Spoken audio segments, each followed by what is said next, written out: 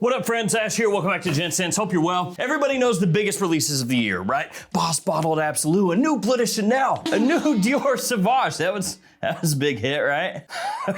Right? This is how I imagine it goes at Dior. But there are a lot of fragrances that were top-notch, really good stuff that didn't get talked about as much. Today, I'm sharing some of those with you. Ho, ho, ho! All of these are gonna be linked in the description below. We're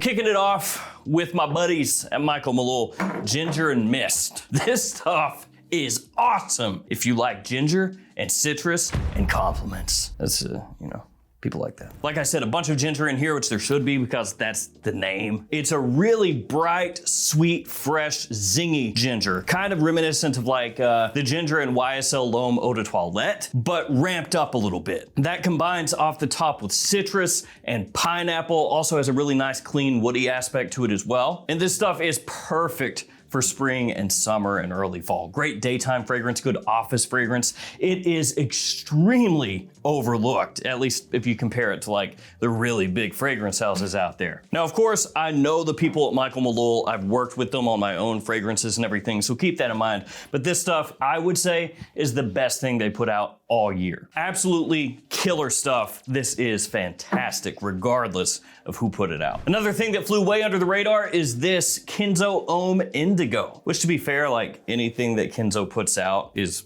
kind of under the radar. You know, it's not exactly like huge anytime they come out with a new fragrance release. I really like the bottle style of these. You know, the cut bamboo, it's very much Crouching Tiger, Hidden Dragon, or if you're throwing it back to PlayStation 1 days, Bushido Blade, or I guess more modern would be like Shogun, right? But yeah, Kenzo Homme Indigo, this one is not gonna be as easy to find at discounters as a lot of the other big name fragrances out there. And it's definitely gonna be more of an acquired taste, okay? This is not like the kind of fragrance that everybody and their mama is gonna want and buy and wear. But for the people that it works for, it's really, really nice. Now, if you're familiar with any of the Kenzo Homme fragrances that have come out in this bottle style, then you're gonna smell that DNA with this one. It's not drastically different from those other releases. It does have iris in there, which, you know, I'm a big fan. But that's gonna be one of the main differentiators between this one and the other Kenzo Homme fragrances. And in actuality, it gets this kind of like, almost like paper scent profile to it when you smell it. It's also lightly sweet. So it's like I said, kind of unique and acquired taste to an extent. Along with that iris, it's gonna have leather, which is gonna tie it in with like Kenzo Homme Eau de Parfum. Also aquatic notes and woody notes as well. It's gonna be more of like a spring fall time fragrance. And while I would like to see Kenzo come out with something that just really shakes it up, right now it seems like they're content kind of like doing little iterations, little tweaks on this existing Kenzo Homme DNA that they've set up with Quentin Bish, who is the perfumer. Threw that in right at the end because I realized I was gonna say Quentin Bish, and there was going to be some people out there who went, I don't know what that means. He's the one who did the thing. So yeah, really solid. If you like the Kenzo Homme line, this stuff is worth checking out. And just a little message to anybody at Kenzo, if you ever see this, swing for the fences, boys. If you just keep reiterating the same DNA over and over again, yes, people that like Kenzo Homme will be like, oh cool, this 15% change, nice. But you're not gonna like crack into that next tier, you know, and come out with stuff that people really enjoy if you just keep rehashing the same stuff. I realize that saying that is preaching to the choir about every single designer line, rehashing the same stuff. Who, me? What? Polo 67 Eau de Parfum. Now I know you might look at this and go, bro, you've talked about Polo 67. Other people talked about Polo 67. Yes, that is true. But if you go to like Fragrantica and sort by most popular, this stuff is way down there. Not as many people talking about this as almost any other big release of the entire year. And in general, Polo 67 Eau de Parfum actually does not get talked about online that much compared to, again, most everything else that came out this year. But it should be talked about because this stuff is awesome. Spring, summer, fall, winter, honestly, year round, you can wear this. That being said, obviously it is more a spring, summer, daytime fragrance, but it has that versatility baked in. For me, this is an improvement over the Eau de Toilette. I think this one just overall smells better. So if I was gonna pick just one, it'd be this one. Citrus, cardamom, lavender, pineapple in there. It's got a nice woodiness as it dries down. So it's gonna give you that compliment factor that a lot of people are looking for in their fragrances because it has that nice balance of freshness and sweetness all the way through. And in terms of overall price point, it's not that bad compared to most other things coming out nowadays. So I know for a lot of people, they'll see it, Ralph Lauren, Polo, who cares? But this stuff is awesome if you're looking for just a daily driver kind of scent. A cologne fragrance that is actually really surprisingly good, Lutfa, Light in the Heart. This one is by Varvatos Prestige, and it's kind of a hybridization, which is becoming way, way more popular. And I feel like heading into the next year or two, that's gonna be one of the main things that you see coming out of Middle Eastern houses, if I had to guess. What I mean by hybridization is taking two fragrances usually, and like taking parts of this one and parts of this one and putting it together to make its own unique thing. And as time goes, I'm sure you'll see like hybrids where it's 3 fragrances or even 4 fragrances melded together like a Frankenstein's monster. And to me, what they did here is actually really smart, because they looked at the market, they looked at all the other fragrance lines, all the other fragrance houses, and they said, Liquid Brune has pretty much got it locked down as far as fragrances that smell like PDM Altair. So they were like, okay, we don't want to do just the exact same thing as that. Because if we do that, we're gonna lose, right? And this is just like a very short mini rant here, but with some of these clone houses, I don't really get the idea. What I mean is they'll come out with a fragrance that is cloning something that has been already cloned to death for years. So you might get Armaf coming out with like a Y clone, Y Eau de Parfum, and it's kind of like, okay, you are years late to the game, and all these other houses already have stuff out. So if somebody's been looking for something for that, they already have it. Or they can buy it from those other brands for like 18 bucks, you know? So what I imagine they did is they looked at that and they went, we're screwed if we do that. Let's make it different. And so essentially, it's hitting you with that PDM, that's the main thing, but then there's also a nice ambery sweetness and warmth and depth to it that's gonna remind you of an MFK fragrance, which is Grand Soir, of course. So it's like taking those two fragrances and kind of putting them together. Maybe not at a 50-50 level, might be more like, 65-35 leaning PDM, but that's what it does, and it does it really, really well. So this gives you something a little bit different, and I think it's better for that. And as I said, I expect this coming year more and more of that. I think there's still gonna be, those like one-to-one trying to be direct iterations of something else out there, but I also think there's gonna be more stuff like this where they're like, well, what if we change it and put this and this in there, and maybe that's more interesting, which to me it would be, but to each their own. Next one is Guilty Absolute by Gucci. Kind of the same deal here as with Ralph Lauren's Polo 67 EDP. Huge house, so a lot of people know about this,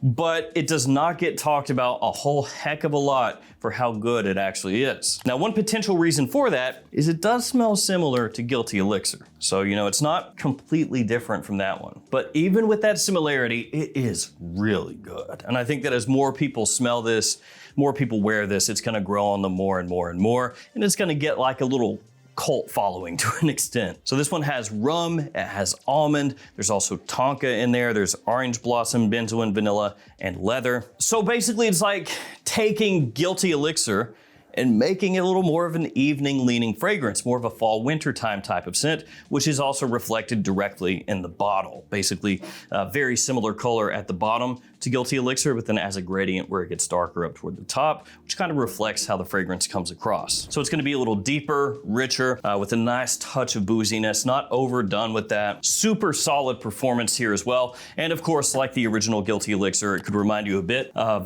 PDM's Pegasus and also Reflection Man by Amouage. So yeah, Guilty Absolute, really, really, really good stuff that sometimes gets overlooked. It is pricey though, so that sucks. Now the next one is way, way under the radar. But before we get to that one, some codes. There are a lot of them. Use these anytime you shop at these stores to save yourself some cash. So we got codes for JOMASHOP, Gift Express, which has changed a little bit. Pay attention to that. Also codes for Fragrance Lord and many other stores as well. So use those anytime you shop for fragrances. All right, the next one, Sapphire Splash by Adrian Costa. So this one you can find in Perfumania stores, also on Perfumania's website. Those are gonna be the main places. So if you have one of those locally, like a mall or something like that, you can stop in there and they'll have these and you can spray them on. Test them out. And unlike a ton of fragrances nowadays that have a boring 3-note note breakdown, this one is quite robust. Off the top, it has a ton of fruit. There's lime, apple, pomelo, mandarin, violet leaf, and galbanum. You also have pepper, heliotrope, iris, lavender, cedar, oak moss, sandalwood, driftwood, and more. So yeah, it's got a lot going on. Also solid atomizer.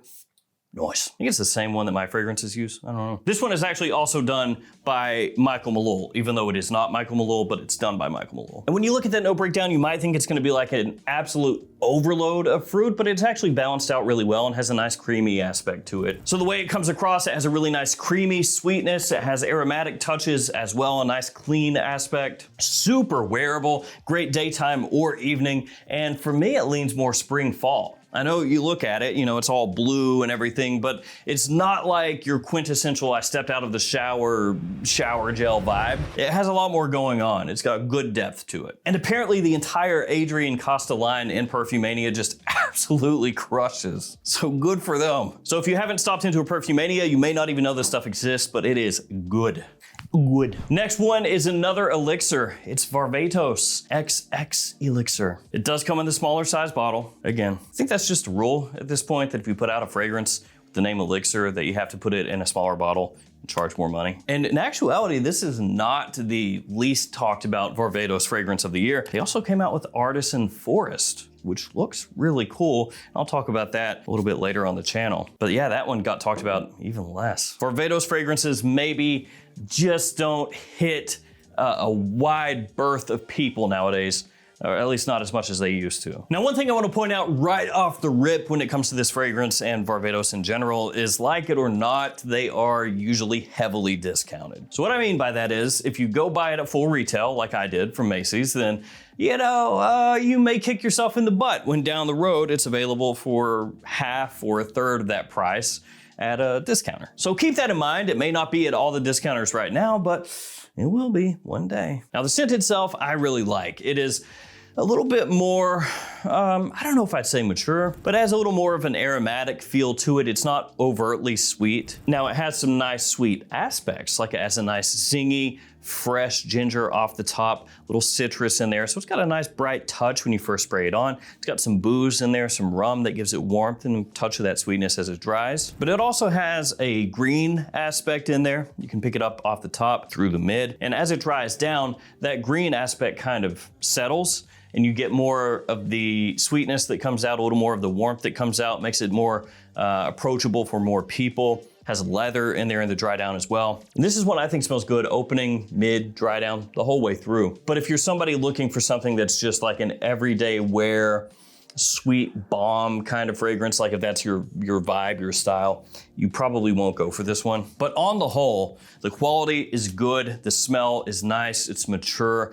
it is really wearable for fall, for winter, for evenings out. It's good stuff, just totally overlooked because it's Varvatos, and at this point, a lot of people don't care. Now the next one is from French Avenue. It's Royal Blend Vintage. Now the reason I have this one here is because when it comes to Royal Blend, most people are going for the ones that smell similar to Guy Sava or Camra or Angel Share. That type of fragrance is in demand, right? Big compliments, big performance, big attention, all that stuff. But I really like this, and it flies way under the radar comparatively speaking. This smells similar to Old Fashioned from By Kilian. And Old Fashioned smells similar to Single Malt from By Kilian. So essentially, in a roundabout, really roundabout way, this is a clone fragrance that is bringing back a very hard to find discontinued fragrance. I mean, you can go right now and find bottles of Single Malt. I'm not saying people are necessarily paying it, but you can go right now to eBay, look up Single Malt,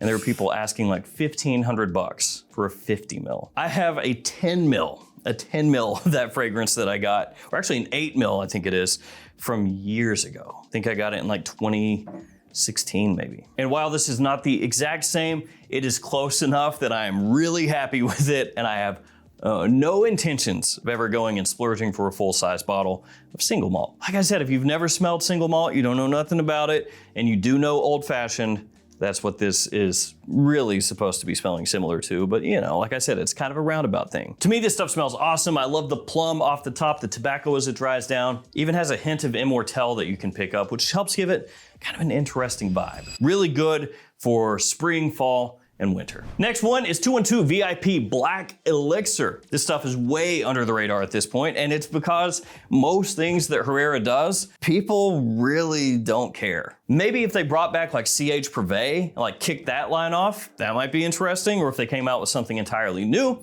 But basically with Herrera, it's like bad boy, everything else. And this is part of everything else, but it is very good. It's got a nice vanilla in there, which is gonna, really appeal and work for people who are into the whole vanilla bomb mint fragrances that are out nowadays. It does that really well. Also has licorice in there, solid dose of it. The performance is there. Versatility during fall and winter is there. A nice compliment puller and slightly unique compared to the other vanilla bombs. It is surprisingly good, actually. When it was first announced earlier this year, I was like, I don't know, man. I'll get to it when I get to it. And I put off ordering it for a long while. Then I finally got it in and realized it's actually good. Also this stuff, man, low DC, eau de parfum. Now I know a lot of people are gonna go, low DC, its time has passed. And its peak is definitely behind it, that's true. But this stuff for me just really works. It takes that original low DC DNA, modernizes it, gives it a nice woody sheen, hence the silver wooden cap on there. And even though the note breakdown does not have citrus,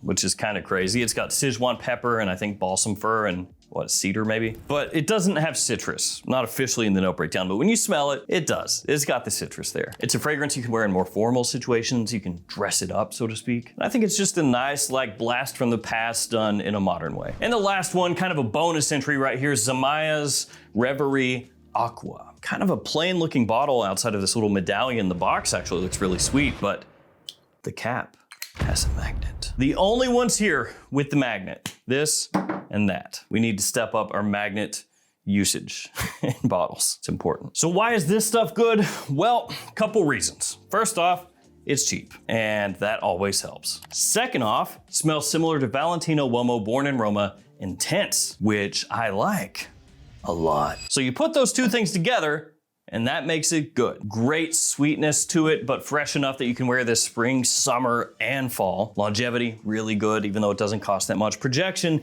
is, not quite beastly, but good enough. And just overall, it's an inexpensive fragrance that I think punches way outside of its weight class. And people can basically buy that, wear it whenever they want, not have to go into debt doing so, and feel confident about what they're wearing. So that stuff really good. There we go, 11 technically fragrances that you may have missed this year. Some of them from really big brands, some from smaller brands, but all of this stuff can hang with the biggest releases of this year. I want to thank you guys for hanging with me here until the end. Stay safe out there, take care of yourselves. I'll see you tomorrow with another fragrance video. See you guys.